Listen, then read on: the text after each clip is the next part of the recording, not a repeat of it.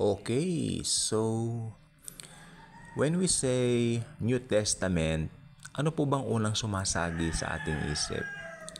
Ito ba ay kalipulan lamang ng mga 27 aklat na nakasanayan po natin simula pagkabata na binabasa, naririnig sa mga pulpits, ipinapangaral, especially right now ng mga evangelists, no?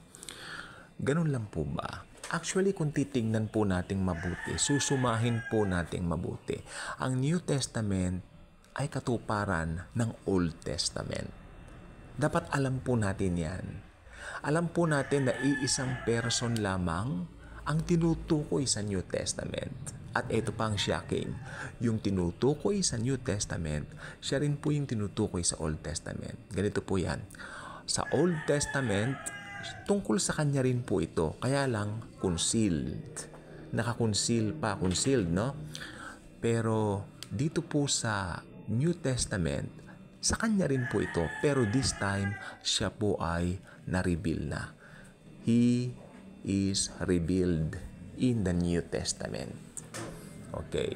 So, to sum it up, ang Bible po ay meron pong 66 books overall.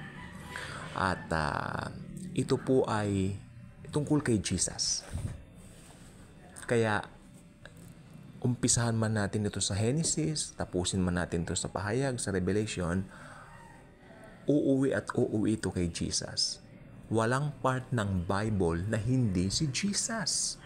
In fact, yung mga pagre-reject sa kanya ng mga kababayan niya, yung mga Hudyo, nakahula din po yan sa Bible, sa Old Testament.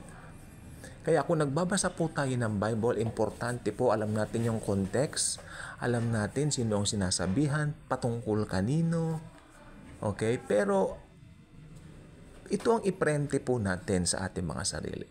When we read the Bible, the Holy Bible, it's all about Jesus.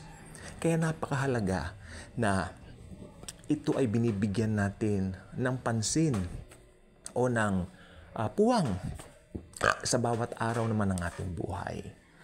No? Humanap ka ng kung kailan ka komportable to read it. Huwag mong babasahin niya na parang nagmamadali ka. Don't do that, please. Bigyan mo naman ang sarili mo ng kaligayahan. Ba't ko sinasabi to? Sapagkat kung magmamadali ka, hindi ka magiging maligaya to read it. Diba? Hindi mo mananamnam, hindi mo makukuha yung mga gusto ni Jesus na ibigay sa'yo. Ganun pa man, maganda rin basahin yan, okay lang din, but mas maganda yung, kailan ka ba available, no? Pag natapos mo na ang mga gawain mo sa bahay, nakapagtrabaho ka na, do it! Humanap ka ng libreng oras for the Word. Anyway, nasa mga cellphones na po natin yan. Maaaring nasa bus ka, nakapahinga ka, nakaprente ka sa bus. Kunin mo yung apps mo, yung cellphone mo, yung apps mo, magbasa ka. Kasi sabi ko, pag nagbabasa tayo, lumiligaya tayo. Kasi salita ng Panginoon yan, ni Jesus, na ito sa ating buhay, ito ang nagbibigay ng lakas sa mga araw-araw na challenges sa buhay na pinagdaraanan po natin.